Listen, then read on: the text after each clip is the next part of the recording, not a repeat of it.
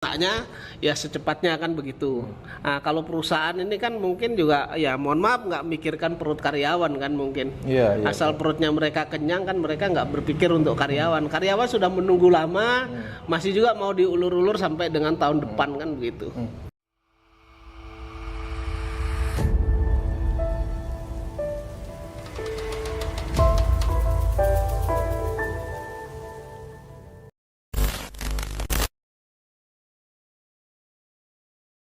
Assalamualaikum warahmatullahi wabarakatuh, teman-teman. Sebelum saya tampilkan video bincang-bincang saya dengan Pak Zaini, Mas Isaf, dan Pak Sudar, saya perlu informasikan karena saya mendapat bocoran dari Pak Zaini setelah saya tadi itu baru saja wawancara dengan Pak Zaini dan videonya saya tampilkan kemudian. Ternyata lawyer dari VSI atau Paytrend ini keberatan kepada saya atas video yang saya tampilkan, di mana di situ saya memberi judul atau thumbnail bahwasanya jikalau karyawan-karyawan sendiri itu dicicil, maka pengacaranya itu dibayar cash atau dicicil. Ya, ini adalah bentuk sindiran atau satir kepada Paytrend atau perusahaan Yusuf Mansur ini ya. Saya kira juga wajar ya, atau saya analogikan begini ya, bagaimana mungkin ya karyawan yang berjasa ya setelah mengabdi bertahun-tahun lamanya kepada Paytrend atau Yusuf Mansur itu gajinya itu sulit sekali dibayar pesangon maupun THR-nya, bahkan dicicil sampai sekarang juga belum ada penyelesaian, tetapi upah kepada dirinya ya, lawyer ini ya dalam menangani perkara-perkaranya itu dibayar secara cash ya. Mungkin dirinya terasa malu atau sindiran saya itu mengena kepada dirinya ya, berarti mungkin di dalam hatinya itu masih ada hati nuraninya ya.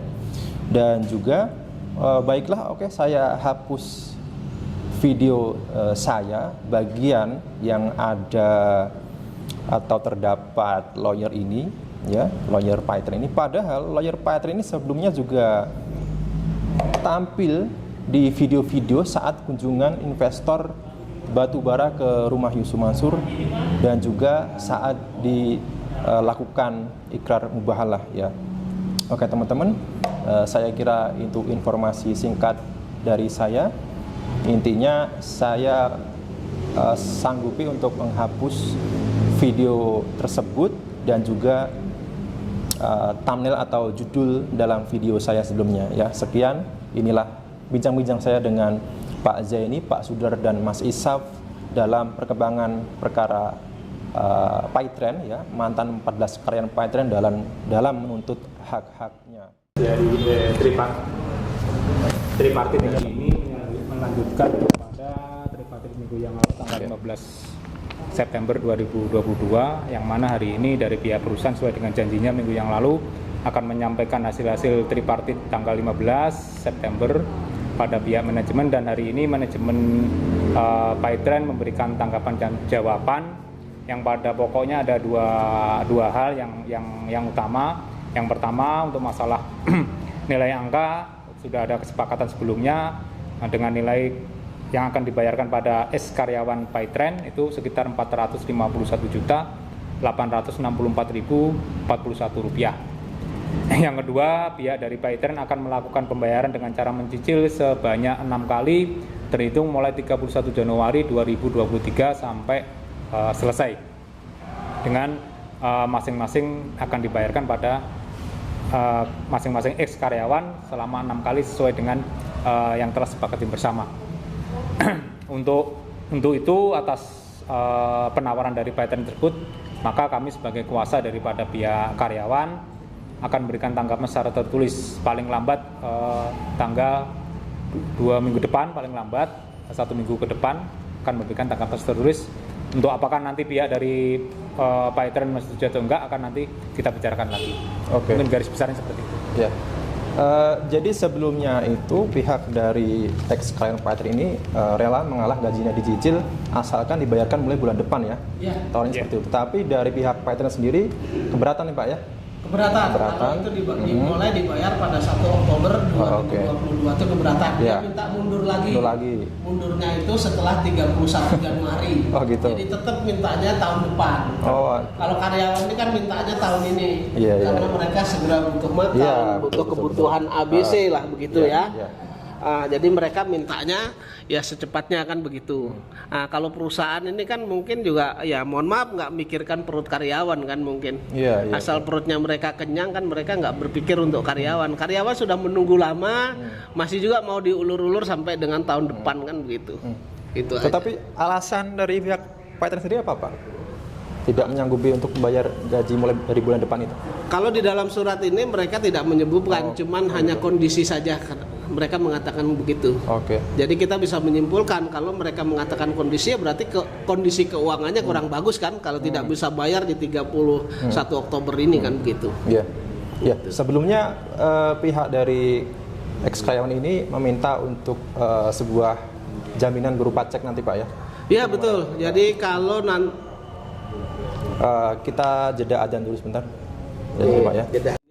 Berdasarkan hasil kesepakatan pembicaraan musyawarah dengan klien saya terkait dengan tunggakan yang harus dicicil selama 6 kali itu tidak masalah, namun para karyawan ini kan tentu minta kepastian.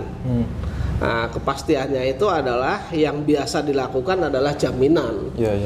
Jaminan itu bisa cek, ya kalau kami minta kan cek, sehingga kalau cek itu bisa dicairkan gitu loh. Jadi pas tanggalnya masuk ya dicairkan gitu.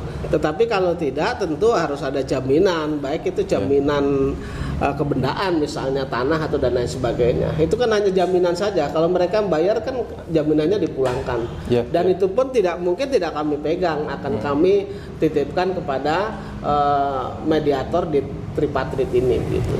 Jadi untuk kepastian lah jaminan itu. Jadi jangan hanya di atas kertas saja gitu. Kalau ada jaminannya kan jelas, oh ini dibayar gitu loh. Kemudian dari respon dari mantan karyawan Paytren sendiri bagaimana? Nanti didiskusikan. Nanti diskusikan sama teman-temannya ya. Mas Isaf sendiri statusnya saat ini bagaimana Mas Isaf? Status karyawan yang di rumah sampai kapan? Di rumah kan gitu ya. Kalau boleh tahu total hak-hak dari Mas Isaf ini yang belum dibayarkan berapa Mas? Saya kasih range-nya aja.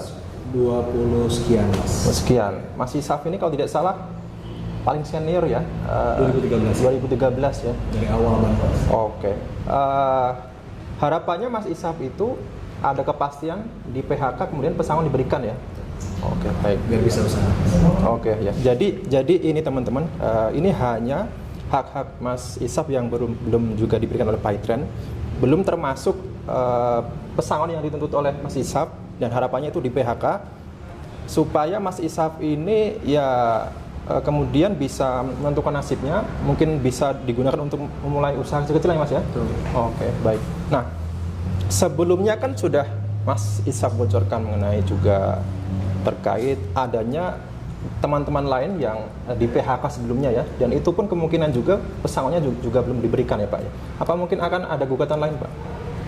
Ya nanti begini, jadi yang ini kita selesaikan dulu, terus nanti berikutnya kita bicarakan lagi. Jadi yang ini kita selesaikan dulu. Kalau ini misalnya tidak selesai ya terpaksa harus dibawa ke pengadilan hubungan industrial kan gitu. Itu tadi teman-teman hasil dari mediasi tripartit hari ini. Intinya kita masih menunggu respon dari mantan karyawan Paytren dan nantinya didiskusikan teman-teman lain ya. Pak Sudar, mungkin ada yang ingin ditambahkan Pak Sudar? Cukup ya Pak. Terima kasih Pak Zaini, Pak Sudar dan Mas Isaf.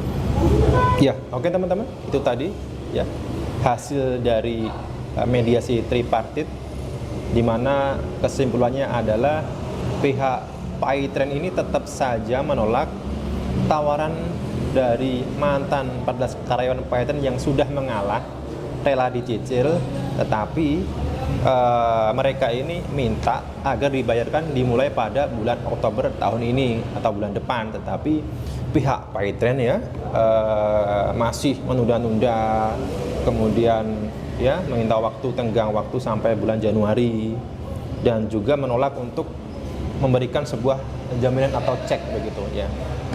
Oke, teman-teman, saya kira ini sudah jelas ya perkaranya.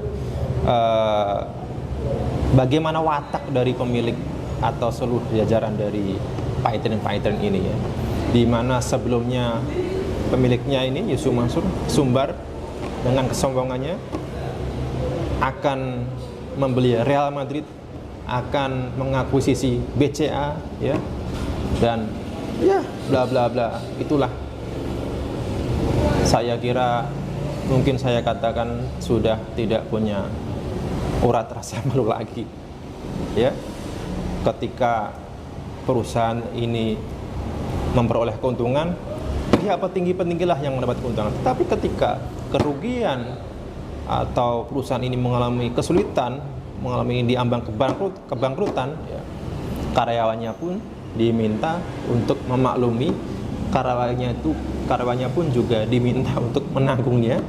Padahal ini salah siapa? Perusahaan ini bisa bangkrut, bisa diambang bangkrut, ini salah siapa? Ya, oke. Saya kira saya cukupkan sekian dari saya, komentar saya, dan saya akan terus mengawal, kemudian menampilkan video-video perkembangan upaya apapun dalam kasus Paitren, tabung tanah, patungan usaha, JPN Batubara dan lain-lain, yakni berkaitan dengan Ustadz Yusuf Mansur ya. Saya kira dengan munculnya video-video ini itu bisa menjadi evaluasi juga kepada Yusuf Mansur agar segera berbenah diri ya. Saya kira ini punya nama besar, jangan sampai kemudian sekali lagi tercoreng nama baiknya karena ya ulah-ulahnya sendiri begitu ya. Saya kira cukup sekian, tidak nanti melebar kemana-mana ya. Terima kasih teman-teman yang sudah menonton tayang ini. Saya ucapkan wassalamualaikum warahmatullahi wabarakatuh.